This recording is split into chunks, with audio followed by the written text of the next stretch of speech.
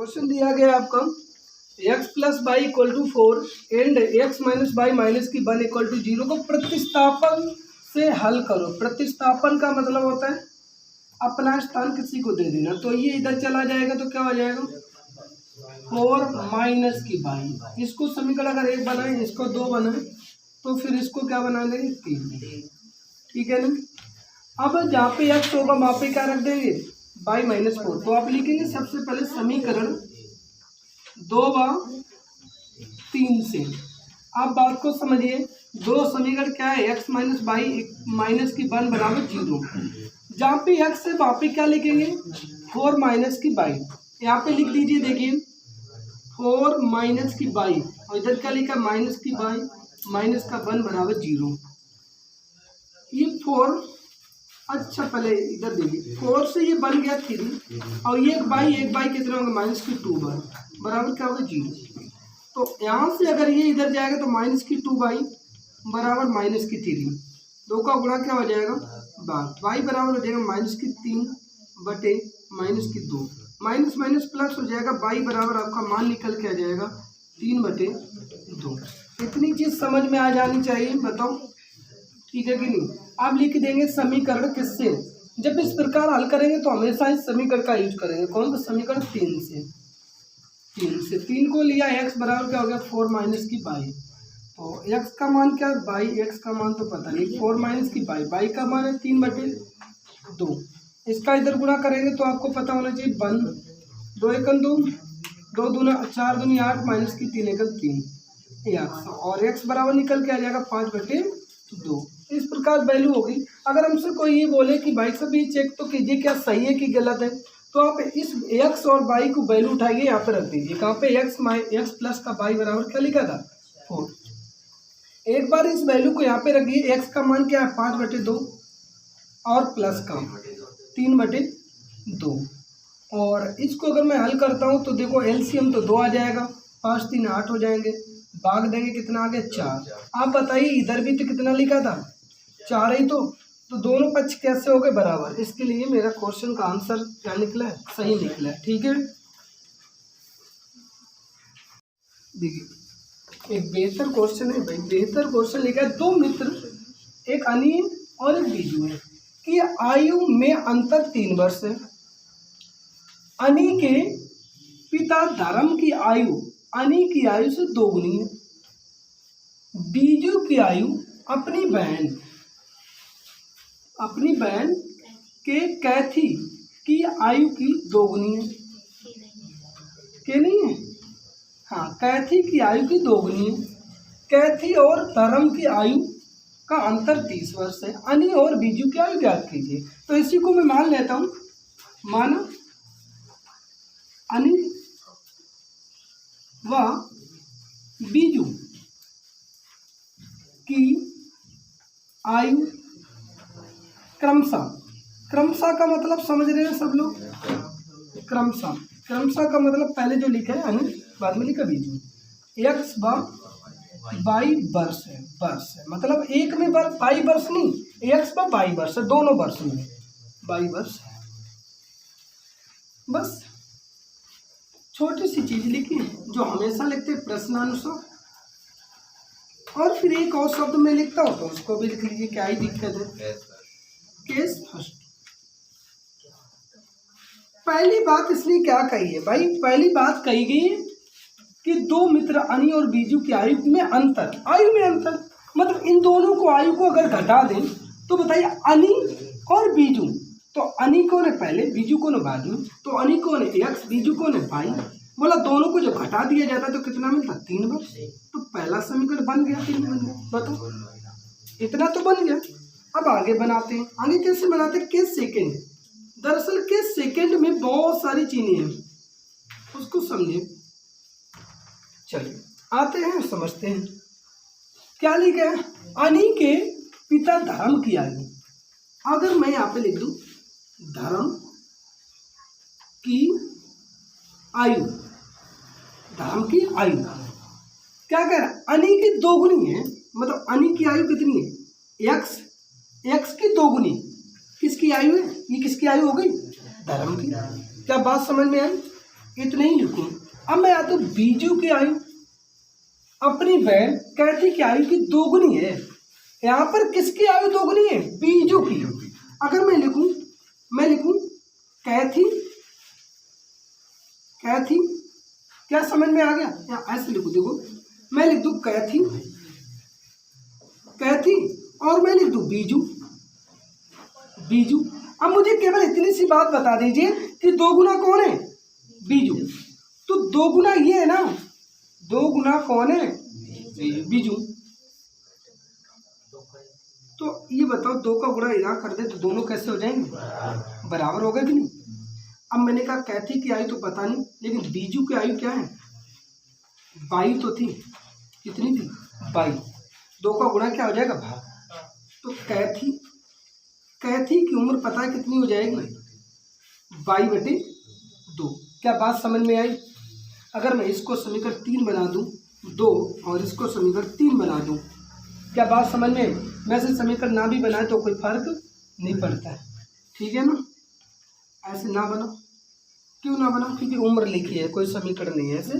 तो अब लिखेंगे। अब देखिए किस सेकंड में क्या कहा गया है। दरअसल इसको किस सेकंड बनाए तो बनाए, ना बनाए तो कोई दिक्कत नहीं। किस सेकंड तो ये है, कौन वाला बताऊँ मैं? कैथी और धर्म की आयु का अंतर। तो कैथी और धर्म की आयु का अंतर समझ रहे हो? कैथी और धर्म की आयु का अंतर है कि धर्म और कैथी की आयु का अंतर होगा। बताओ मुझे, मैं एक शब्द पूछना चाह रहा हूँ, कैथी और धर्म होगा कि धर्म और कैथी होगा?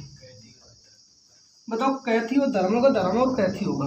तो मेरे ख्याल से तो ऐसा होना चाहिए, धर्म की आयु और माइनस की कैथी की आयु। कैथी की आयु, धर्म की आयु से जब कैथी की आयु घटाई जाती है तो कितना हो जाता है? तो कितना प्राप्त होता है? 3। ऐसे तो होना चाहिए। अब मुझे बताओ, आपको पता है धर्म की आयु कितनी है? बताओ। 2x। कैथी की आयु की 22/2 बराबर क्या हो जाएगा? 30। 2 का गुणा 2 दूना 4x माइनस की 22। अगर मैं आपको यहाँ बता दूँ, यहाँ पे 2 आ जाएगा तो 2 का गुणा इधर हो जाएगा, कितना हो जाएगा? 60। क्या बात समझ में आई? मैंने इतनी बात तो लिख दी है। तो मैं लिख दूं समीकरण 1/2 से, क्या लिख दूं? समीकरण 1/2 से, समीकरण 1/2 से क्या हो जाएगा? x माइनस वाई बराबर 3। यहाँ पर 4x माइनस वाई बराबर 60। अगर मैं यहाँ पे एक जैसे चिन्ह है तो क्या लिखूंगा? बताओ। घटाने पर लिखूंगा ना, घटाने पर, माइनस प्लस माइनस, ये तो खत्म। 4x से 1x चला गया तो माइनस की 3x, इससे ही चला गया माइनस की 57। माइनस माइनस प्लस और 3 का 57/3 और 19 या 57 होता है। तो ये उम्र अगर बताएंगे तो किसकी आयु उम्र बताओ? x बराबर क्या हो गया? x कौन था बताओ? अनी की उम्र क्या हो गई? 19 वर्ष। क्या बात समझ में आई? अगर मैं बोलूं किसी एक समीकरण को लगा लूं, समीकरण 1 से यही है, x माइनस वाई बराबर क्या था? 3। तो x की जगह क्या लिख दे? 19 माइनस वाई बराबर क्या हो गया? 3। अगर 19 उधर जाएगा तो माइनस की वाई बराबर क्या हो जाएगा? 3 माइनस की 19। माइनस की वाई इक्वल टू क्या हो गया? माइनस की 16। माइनस माइनस प्लस और वाई बराबर क्या हो गया? बताओ। बीजू, वाई बीजू तो है, तो बीजू की उम्र क्या हो गई? 16 वर्ष। इन्हीं दोनों की पूछी गई थी। अब मैं आपसे पूछता हूँ, मैं आपसे ये पूछता हूँ, अनी के पिता, इनकी उम्र कितनी थी बताओ? अनी के पिता की उम्र कितनी है? और मैं बताऊँ कैथी की उम्र कितनी है? कैथी की उम्र कितनी है? अनी के पिता मतलब धर्म, कौन थे? धर्म। तो धर्म की उम्र कितनी है बताओ? तो भाई 2x तो धर्म की उम्र है, तो 2 का गुना हो जाएगा किसका? x में। तो 19 दूना कितना हो जाएगा? 38 वर्ष के कौन थे? धर्म। और कैथी कितनी थी? 22 का आधा, इसका ही तो आधा था, तो कैथी कितनी थी? 8 वर्ष की थी। क्या बात समझ में आ गई? कर लीजिए। देखिए क्वेश्चन आपके सामने क्या लिखे, केवल हल करना। हल कीजिए x minus y equal to 2x minus की 3y इक्वल टू 1। आपको केवल हल करना है। तो मैं यहीं से बता दूं, अभी प्रतिस्थापन से किया था उसी से कर देता हूँ। ये बाई इधर जाएगा तो 2 प्लस क्या हो जाएगा बाई, इसको समीकरण 1, इसको समीकरण 2, और ये कौन सा समीकरण बनेगा 3। ठीक है ना। अब मैं क्या करूँ बताओ, समीकरण क्या लिखता हूँ, समीकरण 2/3 से ऐसे ही करता हूँ। तो आप देखिए 2 को मैं लिखूंगा 2x माइनस की 3y इक्वल टू क्या हो जाएगा 1। ये देखिए आप इस चीज को देखिए, यहाँ पे क्या लिखा है 2 प्लस बाई, किसकी जगह, x की जगह। तो जहाँ पे x लिखा हुआ वहाँ पे क्या लिखेंगे 2 प्लस बाई। यहाँ पे देखिए 2, इसकी जगह क्या लिखना है, तो कोष्टक लगा लें, इसकी जगह 2 प्लस क्या लिखना, 2 प्लस बाई। ठीक है ना, माइनस की 3y इक्वल टू 1। 2 का गुणा 2 दूना 4, और 2 का गुणा बाई में तो प्लस का 2y और माइनस की 3y इक्वल टू 1। आपको पता होना चाहिए भाई 3y से 2y गया तो माइनस की 1y 1। अब ये इधर चला जाएगा तो माइनस की 1y बचेगा, और ये इधर आ जाएगा तो 1 माइनस की क्या हो जाएगा 4। अब 1y लिखे या बाई लिखे माइनस की 1, इससे ही गया तो क्या बचा माइनस की 3 बचेगा, और माइनस माइनस प्लस हो जाएगा, आपकी वैल्यू निकल के आ गई y बराबर क्या निकल के आ गया 3। और ये वैल्यू को आप रख दें समीकरण 3 से, बोला था मैंने 3 को ही प्रयोग करें। तो x बराबर क्या लिखे हैं 2 प्लस बाई, तो x बराबर क्या हो जाएगा 2 और प्लस बाई की जगह क्या लिखेंगे 3, तो x बराबर आपका निकल के आ गया 5। ठीक है ना। अगर मैं ये बोलूँ कि चेक कीजिए बाई सही है कि गलत, तो मैंने बोला x माइनस बाई बराबर 2। अब बताइए x की जगह क्या लिखेंगे, यहाँ पे 5 लिख दीजिए, बाई की जगह क्या लिखेंगे 3 बराबर 2, और इससे ये गया क्या बचा बताओ 2 बचा, बराबर में क्या होगा 2। दोनों पक्ष बराबर हो गया, इसका मतलब जो मैंने आंसर निकाले वो क्या है सत्य है, हमारा सही लगा। ठीक है। देखिए इजी क्वेश्चन है। एक रेलगाड़ी कुछ दूरी समान चाल से तय करती है। यदि रेलगाड़ी 10 किलोमीटर अधिक तेज चलती तो उसे नियत समय से 2 घंटे कम समय लगता। यदि रेलगाड़ी 10 किलोमीटर धीमी चलती तो नियत समय से 3 घंटे अधिक समय लगता। रेलगाड़ी द्वारा तय दूरी ज्ञात कीजिए। मतलब क्या है, रेलगाड़ी, अब पहले तो आप देख लेंगे, माना आप देखिए पहले इधर सुने भाई, आप इस शब्दों को लिख लें, वैसे मैं बाद में बताऊंगा। माना रेलगाड़ी की चाल x किलोमीटर प्रति घंटा व तय दूरी व t समय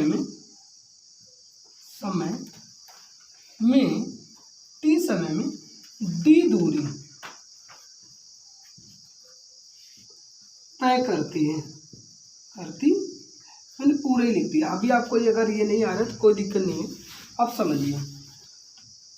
रेलगाड़ी कोई ए स्थान पर रेलगाड़ी खड़ी है, इसको कहाँ पे जाना है, कोई बी स्थान पर रेलगाड़ी को जाना है। ये कह रहा है कि जब रेलगाड़ी यहाँ से यहाँ जाती है तो इसको मान लीजिए कोई समय लगता होगा, वो समय मैंने क्या मान लिया टी। तो रेलगाड़ी की कोई चाल भी टी होगी, मैंने मान लिया चाल कितनी है x किलोमीटर प्रति घंटा। ठीक है ना। अब कह रहा, ध्यान से समझिए, ये तो तब की बात है, और हाँ यहाँ से यहाँ तक की दूरी भी कोई होगी, तो दूरी मैंने मान ली डी। तो रेलगाड़ी में 3 चीजें हैं अभी। एक रेलगाड़ी की चाल है, रेलगाड़ी को ए से बी तक पहुंचने में समय टी है, और दूरी डी। इतनी सी बात, कोई दिक्कत हो तो बताइए। हम लिखते हैं प्रश्नानुसार, और अगर बोलूं तो केस स्पष्ट। और ध्यान से समझिए, आराम से आ जाएगा।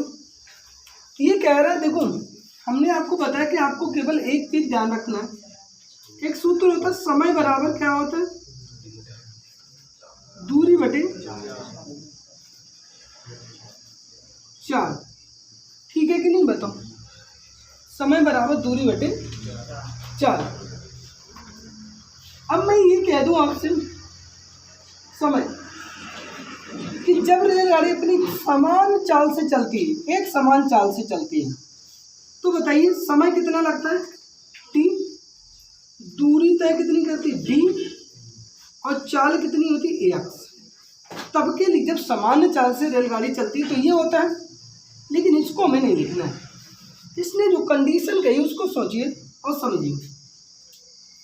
इसने ये कहा है रेलगाड़ी को जब सामान्य चाल से तब तो टी लगता है, दूरी तय करती है डी, और चाल कितनी है एक्स। इसने ये कहा है कि यदि चाल ये 10 किलोमीटर बढ़ा दे, फर्स्ट केस यही तो कह रहा, तो 10 किलोमीटर बढ़ा दी, तो कह रहा समय 2 घंटे कम हो जाता है। कम के लिए माइनस करेंगे कि नहीं करेंगे, इतनी बात बताओ, समझ में आ गई कि नहीं बताओ। अगर ये इधर चला जाए तो t बराबर आपका निकल के आ जाएगा d/ax + 10 प्लस का 2। समीकरण 1 बना दे। अब यहीं पे मैं एक शब्द आपसे बोलूं, क्या केस सेकंड ले लें, केस सेकंड, तो आप बोलेंगे केस सेकंड क्या। मैंने कहा भाई साहब वही वाली बात, t, दूरी d, चाल ax। इस बार इसने क्या कहा है, चाल धीमी कर दे, मतलब क्या होगी 10 किलोमीटर घटा दे। कह रहा टाइम बढ़ जाता कितना, 3 घंटे। क्या बात समझ में आई। अगर मैं इसको इधर कर दूं तो t बराबर क्या हो जाएगा, x माइनस की 10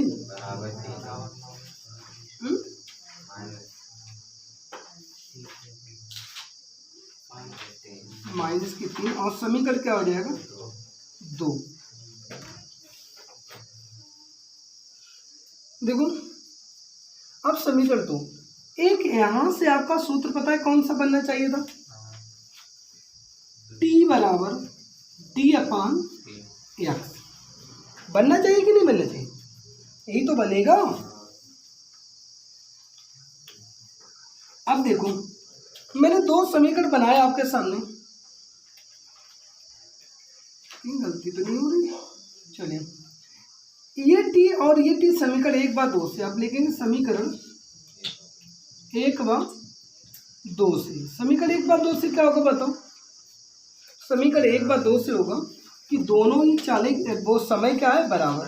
जब ये t बराबर है तो ये भी तो बराबर होंगे, तो ये भी बराबर होंगे, तो यहाँ से ये बराबर हो जाएंगे, और ये हो जाएगा d/x प्लस का 10 और प्लस का 2, ये वाला इसके बराबर हो जाएगा, बराबर d/x प्लस x माइनस का 10 और माइनस का 3। ऐसे तो आ जाएगा कि नहीं बताओ, ऐसे आ जाएगा। इसको इधर ले जाओ और ये dd इधर ले आओ। अगर d/x माइनस 10 वो x प्लस 10 और ये इधर आ जाएगा, तो माइनस की d/x माइनस 10 बराबर हो जाएगा माइनस का 3, और ये इधर आएगा तो माइनस का 2। हो गया कि नहीं हो गया। यहाँ से d कॉमन हो जाएगा, आप ये कहेंगे कि ये आ जाएगा 1/x प्लस का 10 और माइनस की 1/x माइनस का 10, इधर क्या हो जाएगा माइनस की 5। अगर मैं यहाँ पे एक समीकरण आपको बनाऊं, अब देखिए इसका गुणा इधर क्या हो जाएगा, इसका इधर x माइनस की 10, इसका इधर जब होगा तो ये माइनस है, इसलिए दोनों ही क्या हो जाएंगे माइनस, और इन दोनों का गुणा नीचे हो जाएगा x प्लस का 10 और x माइनस का 10, कुछ इस प्रकार निकल के आ जाएगा। अब आपको पता ही होना चाहिए कि ये x क्या हो जाएगा कैंसिल। अब दूसरी लाइन बताऊं तो d, ये 10 कितने हो गए 20, तो d गुणे माइनस का 20 अपॉन में क्या हो जाएगा। ये देखिए एक बार जुड़े एक बार घटे, तो आपको पता होना चाहिए x² माइनस की क्या हो जाएगा 100। बोला 100 क्यों हो जाएगा, मैंने कहा x² माइनस की 10 का स्क्वायर, a² माइनस b² हो जाएगा। इधर क्या लिखेगा माइनस का 5, माइनस माइनस प्लस 5, सेकंड 5 5 चकू 20, यहाँ 4 बचेंगे। अब देखो 4d ऐसे तो हो जाएगा, और बराबर में क्या लिखा 1, तो इसका गुणा अगर 1 में हो जाएगा तो ये हो जाएगा x² माइनस की 100। क्या बात समझ में आई। इसको समीकरण आप बना दीजिए 3, यहाँ पे होल्ड कीजिए थोड़ा सा। अब मुझे बताइए अगर आप यहाँ से x का मान निकाल लें तो क्या हो जाएगा, है। बताओ भाई, अब x का मान निकालो। करें, सुनते जाए। देखिए अभी आपको 3 निकल चुका समीकरण, यहाँ से कुछ भी नहीं बन रहा है। x की वैल्यू यहाँ पे रख दे, समीकरण बन जाएगा। तो आप एक बार ये देखें, इस समीकरण को मैंने क्या बनाया था 1, और इस वाले समीकरण को मैं बना दूं कोई भी समीकरण a मान लूं, इसको एक बार कुछ ना कुछ बनाना पड़ेगा a, या जो भी माने आप इसको लीजिए। आप ऐसे लीजिए समीकरण, या ऐसे लिख लीजिए, चूंकि t बराबर क्या है d अपान एक्स है कि नहीं, तो ये t बराबर d अपान एक्स है, यहाँ पर t बराबर क्या है d बटे ये है कि नहीं। तथा आप यहाँ पे तथा लिख दें, t बराबर क्या है d बटे, t बराबर है d अपान एक्स प्लस 10 और प्लस का क्या 2, ये है कि नहीं बताओ। तो ये t क्या है, दोनों बराबर, इसलिए ये भी किसका क्या होना चाहिए, बराबर। तो यहाँ से देखिए कि d अपान क्या हो जाएगा एक्स, इसलिए ऐसे लिख दें, इसलिए d अपान एक्स बराबर में क्या हो जाना चाहिए, d अपान एक्स प्लस 10 और प्लस का 2। यहाँ से ध्यान से देखें, मैं जो समीकरण ऊपर से बना के लाया वही यहाँ से बनने वाला है, इसको इधर लाओ, d अपान क्या हो जाएगा एक्स, और माइनस की क्या हो जाएगा d अपान एक्स प्लस 10 और बराबर इधर क्या बचेगा 2। इतनी बात समझ में आ रही कि नहीं बताओ। यहाँ अगर ना आ रहा तो बताओ मुझे, आ रहा है कि नहीं आ रहा है। यहाँ से d कॉमन ले लें, d कॉमन ले लिया, मैं एक लाइन बता दूं, यहाँ पे क्या बचेगा 1, यहाँ भी क्या बचेगा 1। 10 का मल्टीप्लाई 1 में होगा तो क्या हो जाएगा x प्लस 10 हो जाएगा। यहाँ पे x का 1 में मल्टीप्लाई होगा तो क्या हो जाएगा माइनस की x, और नीचे क्या आ जाएगा x प्लस 10 और कोष्टक क्लोज बराबर में क्या आ जाएगा 2। बात समझ में आई। यहाँ से x और x क्या हो गए कैंसिल, यहाँ से क्या आ जाएगा बताओ मुझे, d गुणे में क्या आ जाएगा 10, ये प्लस में 10 नहीं आएगा, मतलब प्लस का है लेकिन है गुणे में, x प्लस 10 बराबर में क्या आ जाएगा बताओ, बराबर में क्या आ जाएगा 2, 2 एकम 2, 2 पंचे 10। यहाँ से देखें, अगर 5d बराबर में बोलूँ, 5d बराबर इसका इधर गुणा होगा तो एक्स स्क्वायर प्लस का 10x, बोली x का गुणा हो जाएगा तो एक्स स्क्वायर हो जाएगा, और x का 10 में गुणा होगा तो प्लस का क्या हो जाएगा 10x, ऐसे आ जाएगा। इस प्रकार अगर नहीं दिख रहा तो देखो एक्स स्क्वायर प्लस का 10x ऐसे आएगा कि नहीं बताओ। अगर मैं बोलूँ यहाँ से 5 का गुणा क्या हो जाएगा बाप, तो मैं बोलूँ कि d बराबर क्या निकल के आ रहा है एक्स स्क्वायर प्लस का 10x अपान में क्या आ जाएगा 5। इसको समीकरण में 4 बना दूँ, बोलो समीकरण 4 बना दूँ। आप कहेंगे क्या क्या कर रहे हो, मैं कहूँगा इसको इरेज कर दूँ, क्वेश्चन को इरेज कर लो, इतने में हो जाएगा। देखो हो जाएगा। वैसे दूसरा थोड़ी सी हमने गलती शुरुआत में की थी, गलती नहीं, इन 2 समीकरण को बना के पहले चलना चाहिए था, फिर इन 2 को बनाना चाहिए था, तब फिर होता। चलिए करना तो पड़ता कहीं ना कहीं। अब इस वाले d मान को कहाँ पे रख देंगे, यहाँ पे समीकरण कौन सा बना था 3, यहाँ पे ठीक है ना, लिख देंगे समीकरण 3 व 4 से, समीकरण 3 व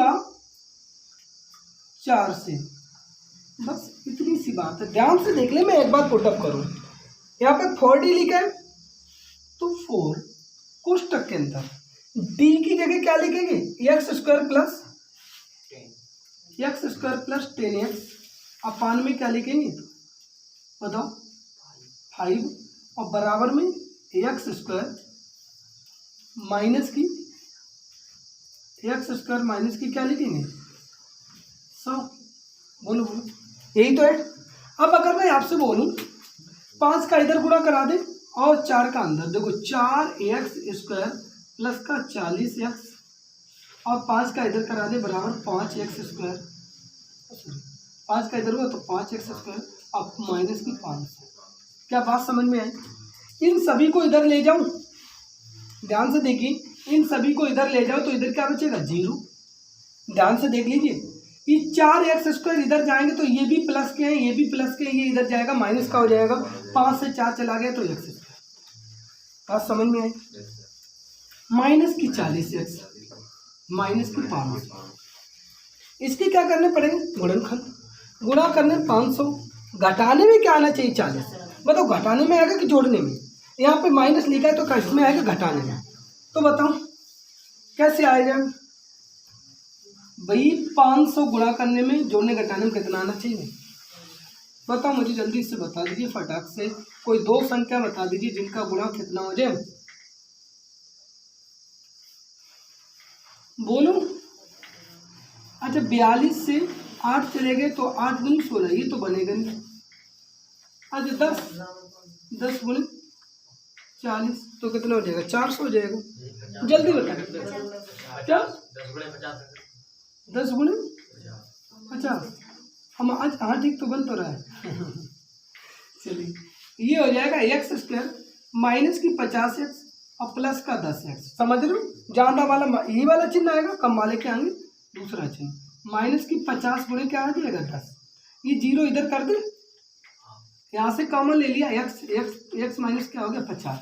यहाँ से 10 कॉमन ले लीजिए, क्या हो गया x माइनस 50। हो गया कि नहीं हो गया? यहाँ से देखिए x माइनस 50 और x प्लस का 10। हमको कौन चाहिए? माइनस वाला, इसलिए x बराबर क्या आ गया 50। ये निकल आया। अब ये बताओ ये वैल्यू कहाँ पे रख देंगे? समीकरण किससे रख दें? 4 से रख दें। 4 से देखो 4 क्या था? 4 यही तो है। d बराबर x का मान क्या है 50² हो जाएगा और प्लस का 10 गुणे 50 बटे 5। इसको अगर मैं बोलूँ तो क्या हो जाएगा? 50 का 55 2500 प्लस का 500 बटे 5 कितना आ जाएगा? d बराबर बताओ 3000। 5 छक्का 30 कितना आ जाएगा? कितना आ गया? 600 किलोमीटर दूरी है। अगर बोलूँ चाल क्या थी? 50 किलोमीटर प्रति घंटा। ठीक है कर लीजिए। देखिए और समझिए, देखो समीकरण 5x माइनस की बाई इक्वल टू 5 एवं समीकरण 3x माइनस की बाई इक्वल टू 3 के ग्राफ खींचिए। पहले तो इनके ग्राफ खींचना। इन रेखा और बाई एच से बने त्रिभुज के निर्देशांक लिखिए। तो पहले तो इन रेखाएं खींचिए, इसके बाद बाई एच से त्रिभुज का निर्माण कीजिए और इसके बाद उनके निर्देशांक ज्ञात करना है। इस प्रकार बने त्रिभुज का क्षेत्रफल भी परिकलित कीजिए, अर्थात क्षेत्रफल को भी ज्ञात करना है। तो पहले तो ये समीकरण देखेंगे 5x माइनस की बाई इक्वल टू 5। तो सबसे पहले देख लीजिए बाई देखना। बाई अगर यहाँ से बाई ये इधर चला जाए और 5 ये इधर आ जाए तो आप लिखेंगे 5x माइनस की 5 और इधर ये बाई चला जाएगा तो क्या हो जाएगा बाई। इस प्रकार हमारा ये ऐसे भी लिख सकते हैं 5x माइनस की 5। ठीक है ना? मैंने आपको बोला था कि इस प्रकार अगर मैं ग्राफ बना दूं, एक ग्राफ ऐसे, तो ये ग्राफ क्या कहेगा? वो ग्राफ कह रहे हैं वैल्यू निकाल दो एक्स वाई की। तो आप देखें ऐसे ऊपर क्या रखेंगे बताओ? यहाँ पे क्या है एक्स, तो एक्स को यहाँ पे रखो, वाई को यहाँ पे, ऐसे निकालते। सबसे पहले वाई बराबर वो एक्स बराबर क्या रखेंगे? 0। यहाँ पे 0 रखेंगे तो क्या रखेंगे? 0। अब 5 का गुणा 0 में होगा तो क्या आ जाएगा? माइनस का 5। अगर यहाँ पे 1 रखेंगे 1 तो 5 अगर 5 से 5 जाएगा तो क्या आएगा? 0। कब? 1 रखने पर। अगर मैं यहाँ पे 2 लिखूँ तो 5 दूनी 10, 10 से 5 जाएंगे कितना बचेगा बताओ? 2 लिखूँ तो यहाँ पे क्या बचेगा? 5। इसी प्रकार मैं यहाँ पे अगर 3 लिखूँ तो 3 5 या 15, 15 से जाएंगे कितना बचेगा? 10। तो इसको लिखने से पहले एक बार ये समीकरण भी बना ले ताकि पता चले कौन सी वैल्यू मैच कर रही है। चलिए देखिए इस वैल्यू को यहाँ से देख ले भाई, ऐसे 3x माइनस की बाई इक्वल टू 3 लिखा है। इसी प्रकार अगर ये 3x ये इधर आएगा तो माइनस की 3 इक्वल टू क्या आ जाएगा बाई। इसको ऐसे भी लिख सकते हैं 3x माइनस की 3। अब हम लोग ग्राफ बनाएंगे फिर से, तो ग्राफ कैसे बनाएंगे, देखो ग्राफ ऐसे, अगर यहां से ऐसे ग्राफ बने, यहाँ पे x लिख लें ऊपर, नीचे क्या लिखेंगे बाई। आप फिर से x बराबर क्या रखेंगे 0 1 2 3 4 5, यहाँ पे 0 रखेंगे तो क्या आ जाएगा 0 पे क्या आ जाएगा -3। और मैं अगर यहाँ पे रखूँ 1 तो 3 एकम 3, यहाँ पे क्या आ जाएगा 0। ऐसे मैं यहाँ पे रखूँ 2 तो 3 दूनी 6 और 6 से 3 के कितने बचेंगे 3। इसी प्रकार यहाँ पे रखूँ क्या 3 3 3 9, 9 से 3 गए 6। दरअसल हमको आगे बढ़ना ही नहीं है। क्यों नहीं बढ़ना है, क्योंकि हमको एक वैल्यू लाइन कर चुकी, देखिए ये वाली, ये वैल्यू मिल चुकी कि नहीं मिल चुकी, ठीक है कि नहीं। अब देखें, अब हमको खींचना है ग्राफ, तो ग्राफ ये वैल्यू हमको सब नहीं लिखनी थी, हमको वैल्यू वहाँ तक लिखनी जहाँ तक मैच वैल्यू ना करे, कर जाए बस वहीं पे छोड़ देना। अब आपको ग्राफ खींचने के लिए, तो ग्राफ देखिए ऐसे, ये लीजिए ग्राफ, क्या बोले ये क्या होता है मूल बिंदु, इसको क्या बोलते हैं 0, 0, 1 2 3 4 5, ऐसे देख लो 1 2 3 4 5 6, और ये क्या है x, ये क्या है x बेस, ये बाई और बाई है। इस प्रकार ऊपर देंगे 1 2 3 4 5, तो 1 2 3 4 5, यहाँ देखिए 1 -1 -2 -3 -4 -5। सबसे पहली वैल्यू अगर ये रेखा, ये पहली वाली रेखा है, इसमें सबसे पहले 0 पे जाना है, कहाँ पे x पे 0 जाना है, y पे कहाँ जाना है -5। तो अब बताओ x पे 0 के अर्थात कहीं जाना ही नहीं है, y पे कहाँ गए -5। ये पॉइंट मिला कि नहीं, अभी एक पॉइंट मिला, दूसरा पॉइंट दोनों x पर कितने के 0 और y पे कितना जाएंगे -3। तो ये देखो ये वाली रेखा पता है कौन सी मिली, ये वाली 0 से क्या मिला -5, और ये वाली रेखा कौन सी मिली 0 से -3, तो 0 से -3, तो 0 से -3 ये वाली रेखा हो जाएगी, अर्थात ये 2 पॉइंट आपको मिल चुके। अच्छा ये वाला ठीक है 0 से -3। अगला पॉइंट क्या लेना है 1, 0। देखो x पर कितना जाना है 1 और y पर कितना जाना है 0, तो x अच्छा यही तो है, यही तो 1 है, ये x पर कितना जाना है 1 और y पर कितना जाना है 0, तो y पर गए नहीं, तो इस प्रकार आपकी रेखा एक तो ये हो जाएगी ऐसे, और क्या हो जाएगा बताओ, एक रेखा एक बिंदु ये पहला पॉइंट ये हो गया, दूसरा पॉइंट ये हो गया, तो एक पॉइंट आपका क्या मिला, देखो ये मिला, कौन सा पॉइंट है बताओ 5, 0, -5। एक आपको ये वाला पॉइंट अगर बोले तो ये क्या मिला 0, -3, 0, -3। और अगर ये वाला पॉइंट बोले तो देखो ये वाला 1, इस वाले पॉइंट को क्या बोलेंगे 1, 0। अब इन तीनों को मिलाना है भाई, इन तीनों को कैसे मिलाएंगे बताओ,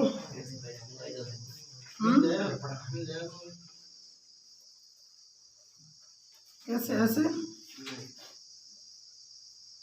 ये यहाँ से एक रेखा होगी, और इसको ऐसे मिला देंगे क्या भाई, नहीं। देखो बाई एच पर बनने वाला त्रिभुज, तो बाई एच पे ही बन रहा है, ये समीकरण सही लिखा है ना, ठीक। बाई एच पर बनने वाला त्रिभुज, देखिए हमारा त्रिभुज क्या मिलेगा, पहला पॉइंट तो ये मिला, एक पॉइंट ये, एक पॉइंट ये, 0,-5, 0,-3 और एक पॉइंट हमारा ये मिले, तो इनको इस प्रकार मिला दीजिए, इससे इसको मिलाइए और इससे इसको मिलाइए। दो से नहीं, अच्छा हाँ 3 से है, ओके, ये 3 से है यहाँ से ऐसे, ठीक है ना, 3 से है।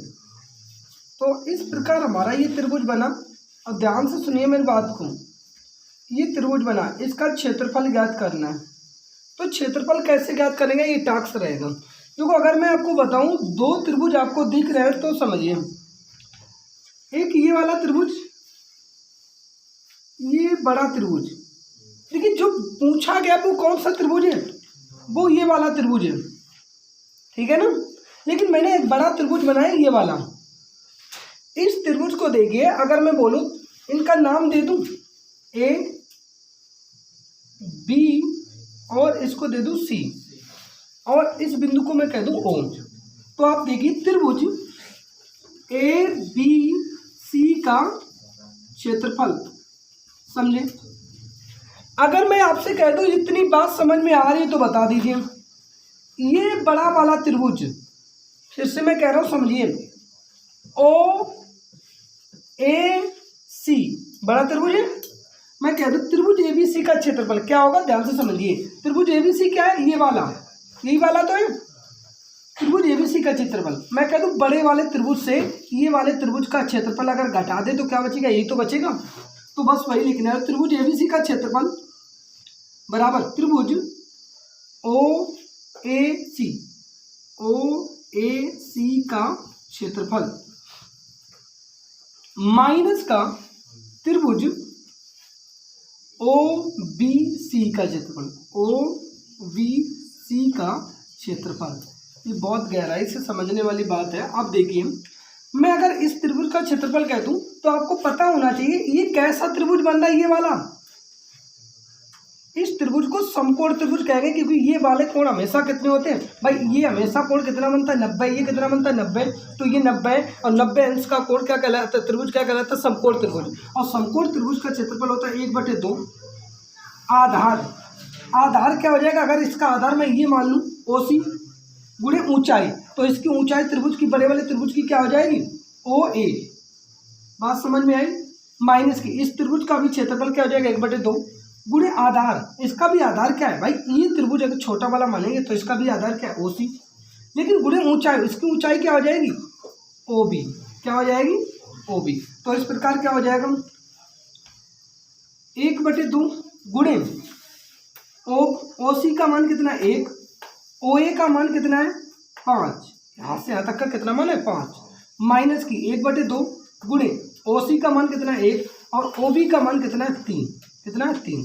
आप एक बात देखिए, 5 एकम 5 ऊपर 5 आ जाएगा बटे 2, माइनस की 3 एकम 3 ऊपर 3/2। अगर इसको आप हल करेंगे तो नीचे क्या है एलसीएम बराबर है, और 3 से ये चला गया तो कितना बचा 2, और 2 से 2 कटेगा कितना आ जाएगा 1 वर्ग इकाई। वर्ग क्यों लिख रहा हूँ, क्योंकि क्षेत्रफल हमेशा किस में आता है वर्ग इकाई, तो इसका क्षेत्रफल क्या आ गया 1 वर्ग इकाई, ठीक है। देखिए ये क्या होता है, एक आकृति बनी है, तो इस आकृति में 4 भुजाएं दिख रही होंगी, इसलिए क्या हो जाएगा चतुर्भुज। तो चतुर्भुज ABCD चक्रीय चतुर्भुज है। कैसा चतुर्भुज है, चक्रीय। इस चक्रीय चतुर्भुज के सभी कोणों के मान ज्ञात कीजिए। ध्यान से सुनिए, चूंकि लिखेंगे चक्रीय चतुर्भुज के सम्मुख कोण, सम्मुख कोण कैसे, सम्मुख कोणों का योग 180 अंश होता है। तो मैं पहले तुमको बता दूं 2 चीजें कि चक्रीय चतुर्भुज क्या होता है। जब कोई आप वृत्त बना दें, इस वृत्त की परिधि पर कोई 4 बिंदु लेके क्या बना दें, चतुर्भुज बना दें, तो वो हमेशा चतुर्भुज क्या कहलाएगा, चक्रीय, चाहे जैसा चतुर्भुज हो। मतलब अगर परिधि पर उसके कोने जो है वो कहाँ पे होने चाहिए, परिधि पर, तो वो हमेशा चक्रीय कहलाएगा। और जब कोई चक्रीय होता है तो उसमें एक बहुत कॉमन चीज पाई जाती है, क्या, उसका एक गुण होता है। गुण क्या होता है कि आमने सामने के कोण, यही तो आमने सामने के हैं।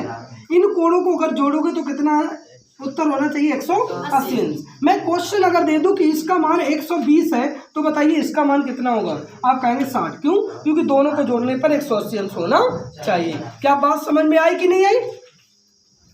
इतनी सी बात है बस। अब देखिए ये मैंने पॉइंट लिख दिया, इसलिए आप क्या लिखेंगे बताइए, इन दोनों कोणों का मान कितना होगा 180 अंश। आमने सामने के हैं कि नहीं है, तो आप लिखेंगे 4 बाई प्लस, या ऐसे आप लिख दें एक बार, कोण ए प्लस कोण सी बराबर 180। ये और ये अब देखो कोण ए का मान क्या है 4 बाई प्लस 20, और प्लस का मान क्या हो जाएगा माइनस का 4x बराबर 180।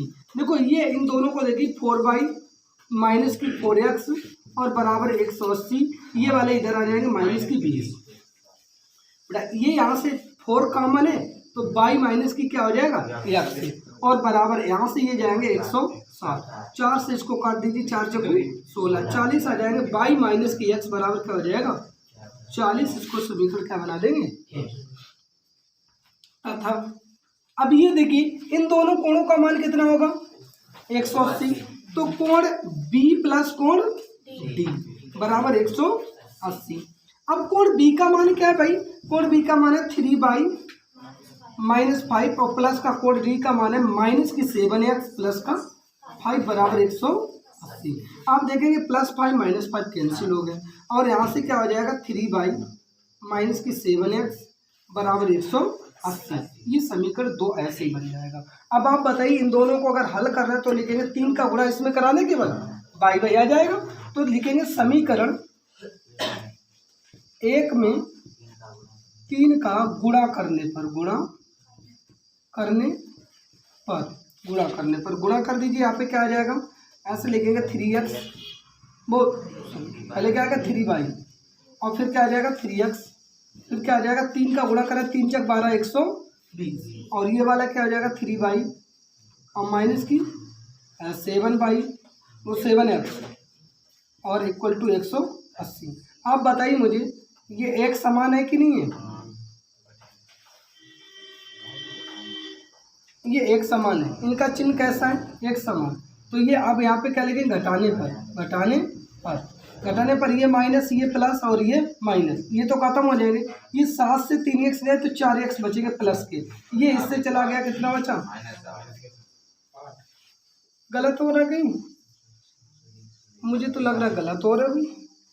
ये 180 तो यहाँ से क्या आ जाएगा माइनस का 60, तो भाई साहब हाँ चलो ठीक है ना, 4 का भाग हो 15 चको 60, x बराबर क्या आ गया 60, क्या आ गया वो माइनस का 15, क्या है माइनस का 15। समीकरण 1 से किससे 1 से, और समीकरण 1 से क्या हो जाएगा, तो बाई माइनस की x बराबर क्या हो जाएगा 40, तो बाई माइनस की x का मान क्या हो जाएगा माइनस की 15 बराबर क्या हो जाएगा 40, और ये हो जाएगा बाई माइनस माइनस प्लस हो जाएगा प्लस 15 बराबर 40। यहाँ से आपका आ जाएगा बाई बराबर उधर जाएगा तो बाई बराबर हो जाएगा 40 माइनस की 15, बाई बराबर क्या बचेगा 25। क्या बात समझ में आई, बताओ। अब हमने इसका मान निकाल लिया, हमको कोण ए का मान चाहिए।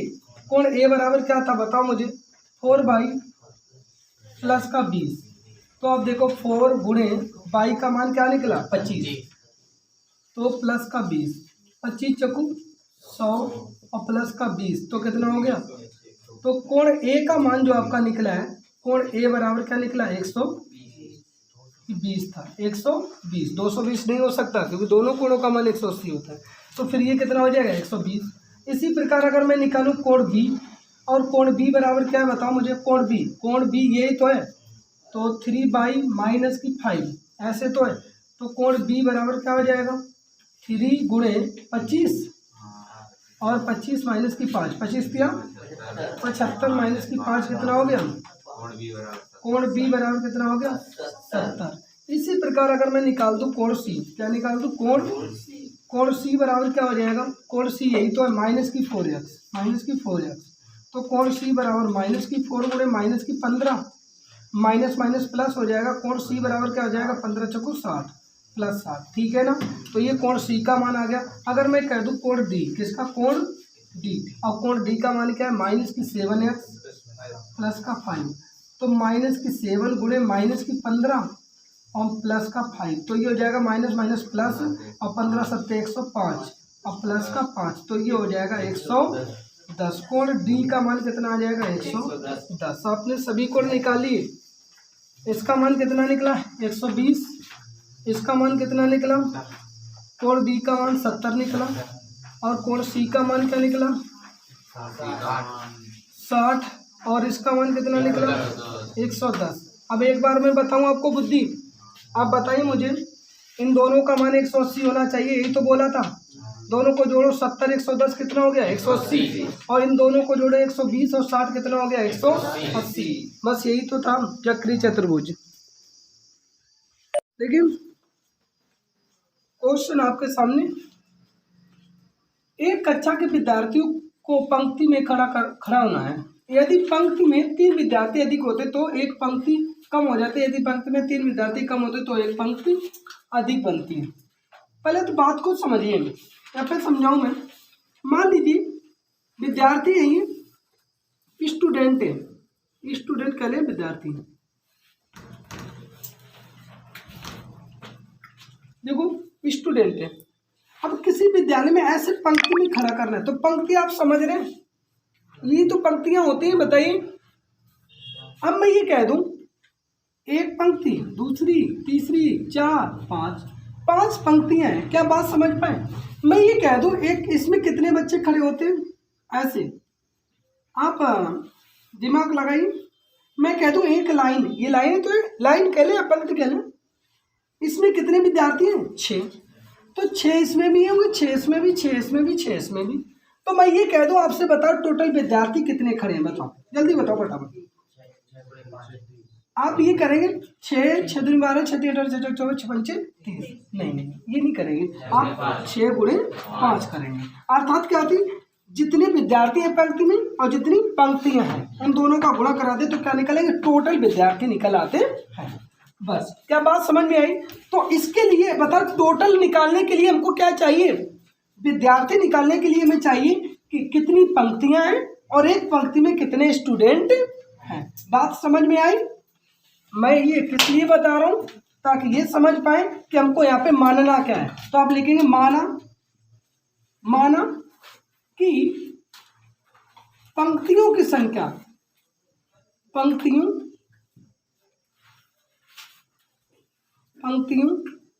की संख्या x है, व प्रत्येक, कितनी, प्रत्येक पंक्ति में 22 विद्यार्थी हैं,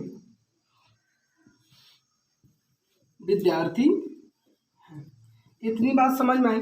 मान लीजिए ऐसे जो पंक्ति है वो कितनी है x, और एक पंक्ति में विद्यार्थी कितने हैं 22, ठीक है ना। तो मैं आपसे एक बात पूछूं, आप बताएंगे कुल विद्यार्थी, मैं पूछूं, पहले तो यहाँ लिख दी प्रश्न अनुसार। अगर मैं आपसे एक बात पूछूं, कुल विद्यार्थी बताओ कितने हो जाएंगे। आप बोलेंगे पंक्तियों की संख्या x और गुणे में 22, तो आप इसको x गुणे 22 कह लें, या क्या कह सकते हैं x 22। क्या बात समझ में आई। अगर मैं यहाँ पे बोलूं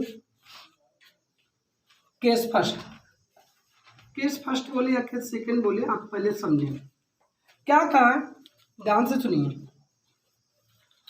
ये टोटल स्टूडेंट x y, ध्यान से सुनना, कुल विद्यार्थी,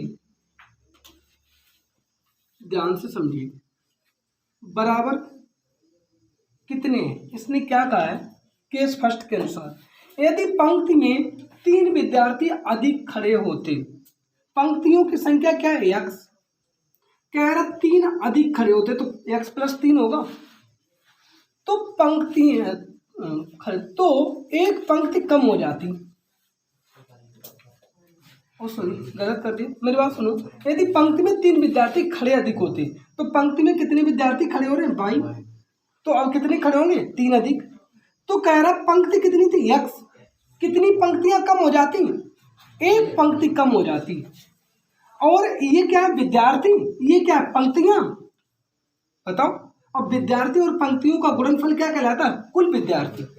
कुल विद्यार्थी कितनी x/, और ये समीकरण बना तो इसका इसमें गुणा x/, इसका इसमें गुणा माइनस का x, वो सॉरी माइनस का y, और 3 का इधर प्लस का 3x, 3x होगा कि नहीं होगा, हो। और इसका इधर माइनस का 3। अब बताओ ये कैंसिल हो जाएगा कि नहीं, इधर आएगा तो माइनस हो जाएगा, तब भी कैंसिल हो जाएगा। x और y को इधर अगर ले आओ तो ये बताओ y प्लस का हो जाएगा माइनस का 3x हो जाएगा, बराबर क्या हो जाएगा माइनस का 3। समीकरण 1 बनाए कि नहीं बनाए बताओ। अब अगर मैं कहूँ केस सेकेंड के लिए दिमाग लगाई थोड़ा सा। इसने क्या कहा कुल विद्यार्थी, हमारे पास कुल विद्यार्थी तो वही रहेंगे जो पहले थे। इसने कहा क्या कि यदि पंक्ति में 3 विद्यार्थी कम हो जाते तो पंक्तियां कितनी हैं, नहीं पंक्तियां तो x हैं, लेकिन पंक्ति में खड़े विद्यार्थी कितने हैं 22। कह रहा 3 विद्यार्थी कम कर दो, कम कर दिए। कह रहा तो पंक्तियां कितनी है x, अब पंक्तियां कितनी बन जाती 2 अधिक हो जाती। बात समझ में है। तो ये विद्यार्थी x/, ये क्या हो जाता x/, और ये क्या हो जाता प्लस का 2y, ये क्या हो जाएगा सॉरी इसका तो हो गया गुणा। अब 3 का करवाएंगे माइनस का 3x, और 3 दूनी 6 माइनस का 6। बेटा फिर से देखिए x/x/y क्या होगा कैंसिल। इसको मैं अगर इधर लाऊं तो आपके दिमाग से केवल एक ही चीज चलेगी, माइनस की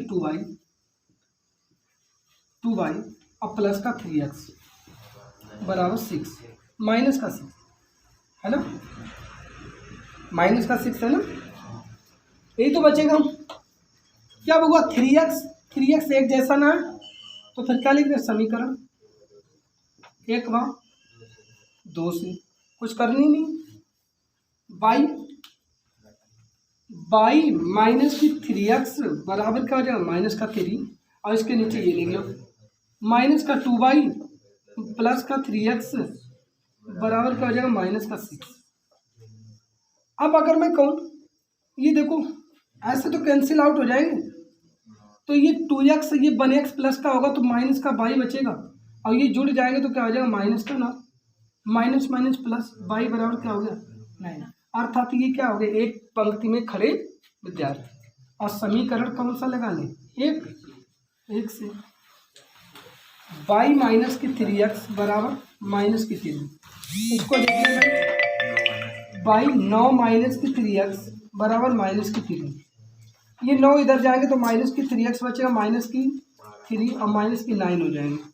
इसको अगर मैं बोलूँ तो कितना हो जाएगा माइनस की 3x माइनस की 12, माइनस माइनस प्लस हो जाएगा, और 3 चार कितना हो जाएगा 12, 2 लिखिए 12, तो x बराबर क्या होता है 4। अगर मैं बोलूँ विद्यार्थी कितने थे x/y थे कि नहीं, तो x क्या है 4, और 4 क्या है बताओ पंक्तियां हैं, और एक पंक्ति में कितने खड़े होते हैं 9, तो 9 4 कितने हो गए 36 विद्यार्थी आपके पास थे। ओके।